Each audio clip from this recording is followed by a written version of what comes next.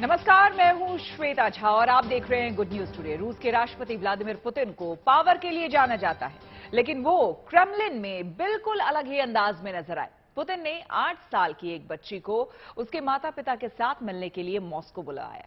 जैसे ही वो बच्ची राष्ट्रपति भवन पहुंची, पुतिन ने उसे गुलदस्ता देकर स्वागत किया और गले लगाया। उस बच्ची को अपनी कुर्सी पर बिठाया, अपने प्रधानमंत्री और वित्त मंत्री से बात भी कराई। कौन है ये लड़की और क्यों पुतिन ने उसका इस अंदाज में स्वागत किया, देखिए हमारे इस रिपोर्ट में।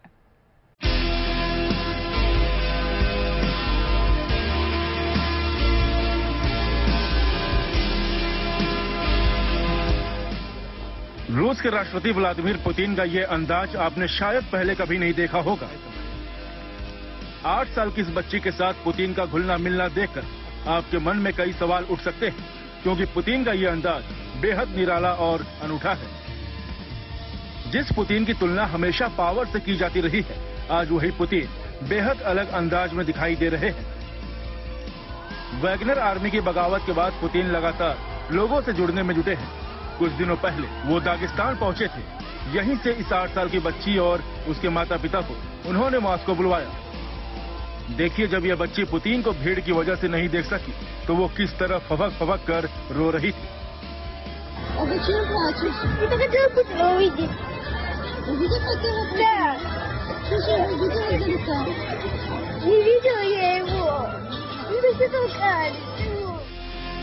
और जैसे ही मॉस्को में बच्ची ने पुतिन को सामने खड़े देखा तो गले लगने के लिए दौड़ पड़ी और पुतिन ने भी उसे गले लगा लिया और उसके हाथ में गुलदस्ता थमा दिया। इस बच्ची का नाम Райсат Акпова है। इससे मिलते ही पुतिन कहते हैं, Я когда уехал из Дербента, приехал в Москву, мне показали картинку, где ты плачешь. Но я думал, что понятно, что я, к сожалению, не могу поговорить с каждым человеком, который на площади стоит. Но все-таки твоя реакция меня расстроила. И поскольку я не могу сам ездить, часто из Москвы уезжать, вот я решил тебя пригласить с мамой, с папой.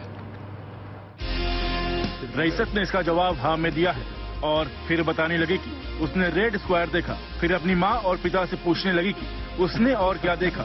इसे देखकर पुतिन हंस पड़े। इसके बाद पुतिन ने बच्ची से कहा कि चलो मैं तुम्हें वो जगह दिखाता हूँ जहाँ मैं काम करता हूँ और फिर हम बाद में चाय पियेंगे।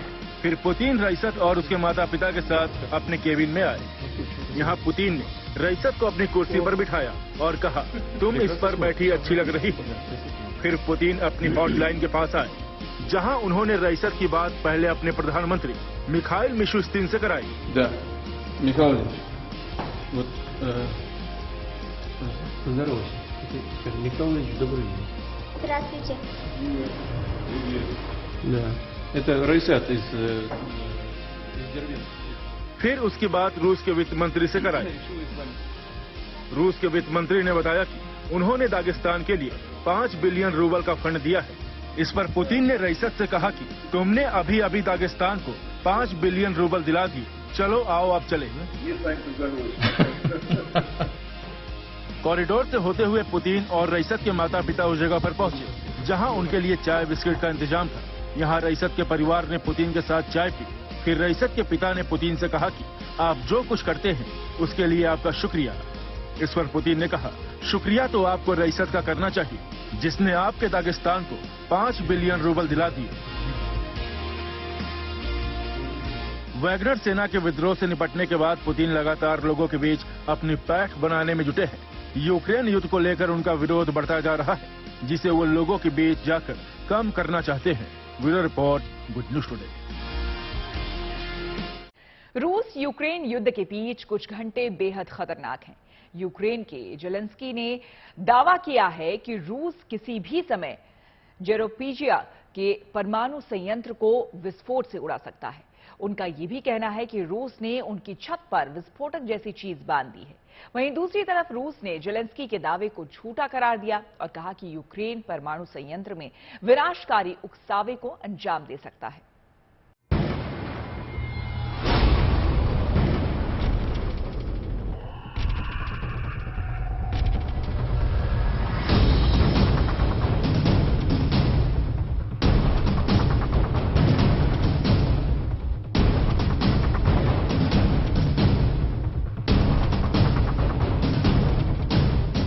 ये यूक्रेन के ज़पोरिजिया का वो न्यूक्लियर पावर प्लांट है जो किसी बम के टाइमर की तरह टिक टिक कर रहा है, क्योंकि इसकी जद में कम से कम 6 लाख लोगों की जान मुसीबत में है।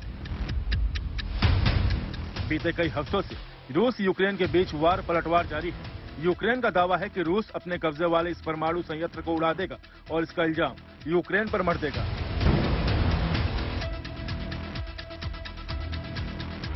दूसरी तरफ रूस का इल्जाम है कि ये यूक्रेन के राष्ट्रपति जेलेंस्की की चाल है, जो खुद इस परमाणु संयंत्र को उड़ा देंगे और इसका इल्जाम रूस पर मढ़ देंगे ताकि नाटो सेना रूस पर सीधा हमला कर दे। मगर यह मामला तब और गंभीर हो गया जब यूक्रेन के राष्ट्रपति जेलेंस्की ने फ्रांस के राष्ट्रपति मैक्रो, नाटो के महासचिव जेंस स्टोल्टनबर्ग और स्वीडन के प्रधानमंत्री उल्फ क्रिस्टरसन से बातचीत के बाद दावा किया कि रूस ने एक नई चाल चली है। उन्होंने कहा कि रूस के परमाणु संयंत्र की छत पर विस्फोटक जैसी चीजें बांध दी हैं। Зараз від нашої розвідки ми маємо інформацію про те, що на даху кількох енергоблоків Запорізької атомної станції російські військові розмістили предмети, схожі на вибухівку. Можливо, щоб імітувати удар по станції, можливо, у них якісь інші сценарії, але в будь-якому випадку світ бачить і не може не бачити, що єдиним джерелом небезпеки для Запорізької атомної станції є саме Росія. जेलेंस्की का दावा है कि रूस ने इस हमले के लिए 5 जुलाई यानी आज की तारीख तय कर दी है। वहीं दूसरी तरफ रूस ने इसे जेलेंस्की का एक और झूठ बोला है। रूस का दावा है कि जेलेंस्की खुद परमाणु संयंत्र पर हमला करवा सकते हैं और इसका इल्जाम वो रूस पर लगाना चाहते हैं ताकि नाटो देश रूस पर हमला कर दे, और अगर ऐसा हुआ तो तीसरा विश्व युद्ध छिड़ सकता है। Подтверждается наша серьезная озабоченность фактами, отражающими провокационные действия украинской стороны. То, что они говорят, будто мы сами себя будем взрывать, находясь на ядерном объекте.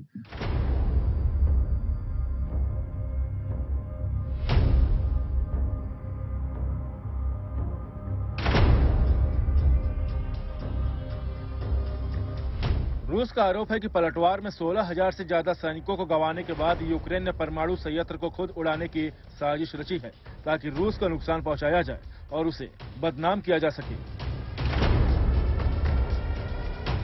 ज़पोरिजिया न्यूक्लियर पावर प्लांट 2022 के मार्च से ही रूस के कब्जे में है। उसके बाद से यूक्रेन की सेना लगातार इस पर मिसाइल और गोले दागती रही है। रूस का आरोप है कि इस न्यूक्लियर पावर प्लांट में संकट पैदा करने के लिए ही यूक्रेन ने काखोवका डैम को उड़ा दिया था, जिससे निप्रो नदी की बाढ़ में यूक्रेन के कई इलाके डूब गए थे।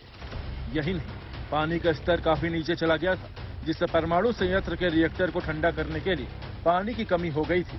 हालांकि रूस ने जैसे तैसे इस हालात को संभाल लिया था। अब इस परमाणु संयंत्र पर दिन रात नजर रखी जा रही है ताकि जैसे ही कोई हमला हो लोगों को अलर्ट किया जा सके, क्योंकि विस्फोट के बाद होने वाले रेडिएशन से करीब 6 लाख लोगों की जान खतरे में पड़ जाएगी।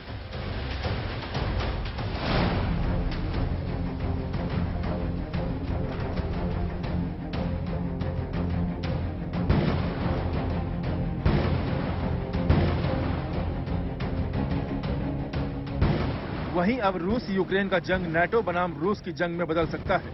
अगर ऐसा हुआ तो दुनिया के लिए इसके नतीजे भयावह और विनाशकारी होंगे, क्योंकि सबसे ज्यादा परमाणु हथियारों वाले रूस से परमाणु हथियारों वाले नाटो देश भिड़ेंगे तो दुनिया को तबाही से कोई बचा नहीं सकता। ब्रिटेन के सांसद टोबियास एलवुड ने कहा कि अब रूस से सीधा भिड़ने का वक्त आ गया है। We are now at war in Europe. We need to move to a war footing. We are involved in that. We've mobilized our procurement processes. We're gifting equipment. We need to face Russia directly and rather than leaving Ukraine. Shit!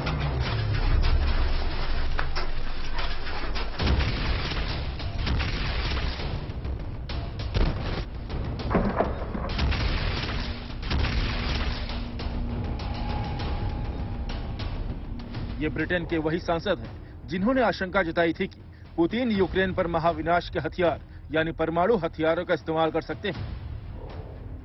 इस बार उनका यह बयान तब आया है जब NATO की बड़ी बैठक होने वाली है। 11 और 12 जुलाई को लिथुआनिया के विलिनियस में नाटो देश अपनी सालाना बैठक के लिए मिलेंगे। इस बीच नाटो के महासचिव जेंस स्टोल्टनबर्ग का कार्यकाल 1 अक्टूबर 2024 तक बढ़ गया है।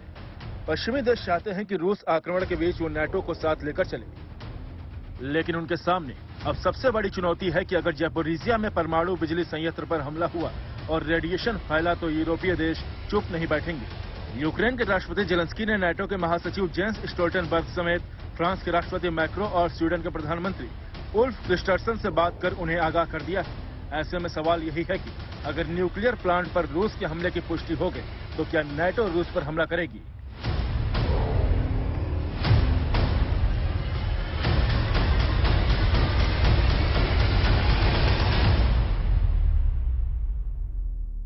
ऐसे सवालों के बीच नाटो देश एस्टोनिया में विपक्षी नेता ओलेग इवानोव का बड़ा बयान आया है। उन्होंने दावा किया कि एस्टोनिया रूस पर मिसाइलों से हमला करने वाला है। उनका दावा है कि यूक्रेन युद्ध के बीच रूस को झटका लगने वाला है।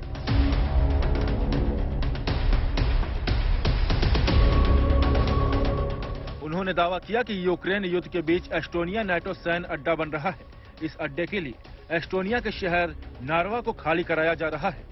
एस्टोनिया का नार्वा शहर रूस के सेंट पीटर्सबर्ग से महज 100 किलोमीटर दूर है। यहां से रूस की उत्तरी राजधानी तक रॉकेट चंद मिनटों के भीतर पहुंच सकते हैं। इससे पहले नाटो का नौसैनिक युद्धाभ्यास एस्टोनिया में हुआ था। अमेरिका के नेतृत्व में हुए इस युद्धाभ्यास में 30 से ज्यादा युद्धपोतों ने हिस्सा लिया था। इस वक्त एस्टोनिया से रोमानिया तक करीब 40,000 नाटो सैनिक युद्ध के लिए तैयार हैं।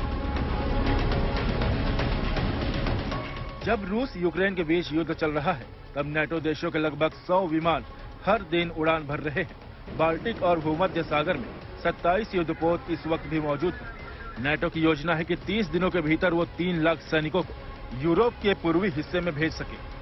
अब 11 और 12 जुलाई की बैठक में बड़ा फैसला हो सकता है। यूक्रेन लगातार नाटो की सदस्यता की अपील कर रहा है और अगर ये अपील नहीं मानी गई तो रूस के खिलाफ अगली कार्रवाई पर कोई बड़ा फैसला हो सकता है। Bureau report, good news today. Israel ने फिलिस्तीन पर ताबड़तोड़ हमले कर यह बता दिया कि वो आतंक को बर्दाश्त नहीं करेगा।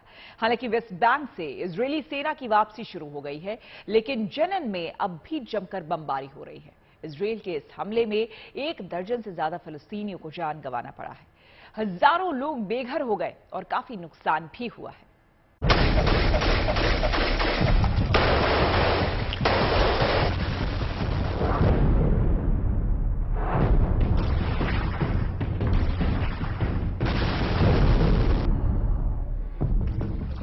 फिलिस्तीनी चरमपंथियों के खिलाफ इजरायल का सबसे बड़ा ऑपरेशन। फिलिस्तीन में इजरायल का पिछले 20 वर्षों में सबसे बड़ा बदलाव। इजरायल की सेना ने मंगलवार देर रात को वेस्ट बैंक में उग्रवादियों के गढ़ से सैनिकों को वापस बुलाना शुरू कर दिया। इजरायल ने वेस्ट बैंक में 2 दिन तक चलाए सैन्य ऑपरेशन के बाद ये कदम उठाया है, जिसमें कम से कम 13 फिलिस्तीनियों को जान से हाथ धोना पड़ा। हजारों लोग बेघर हो गए और भारी पैमाने पर नुकसान हुआ।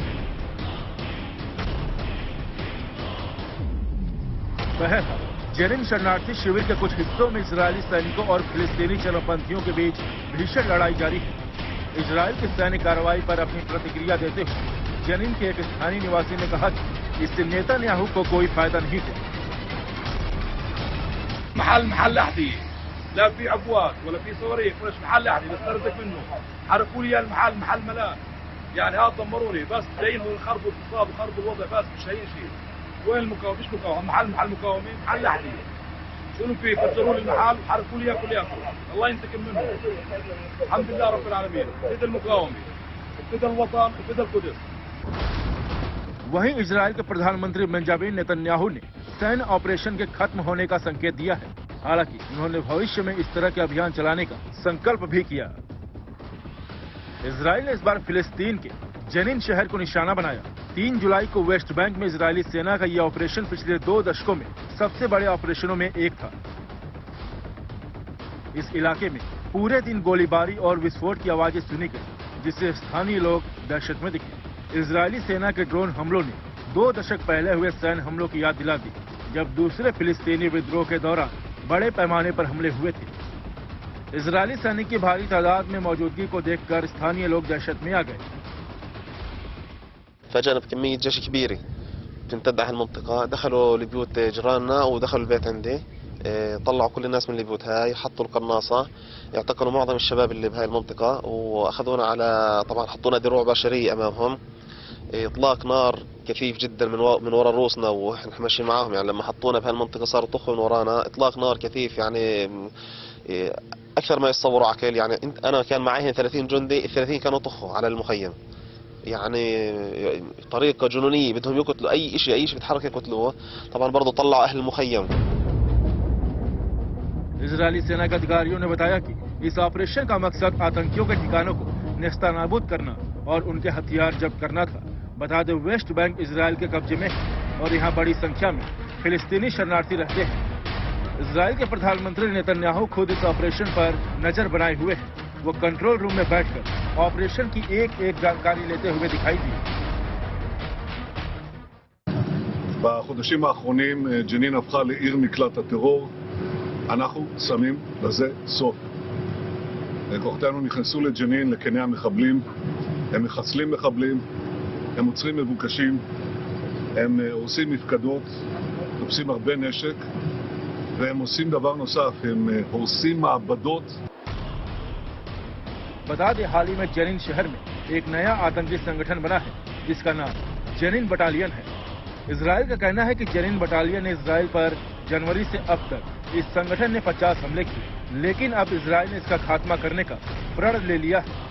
Bureau report, good news today. और इसी के साथ इस बुलेटिन में मेरे साथ फिलहाल इतना ही। देश दुनिया की तमाम पॉजिटिव खबरों के लिए आप देखते रहिए गुड न्यूज टुडे।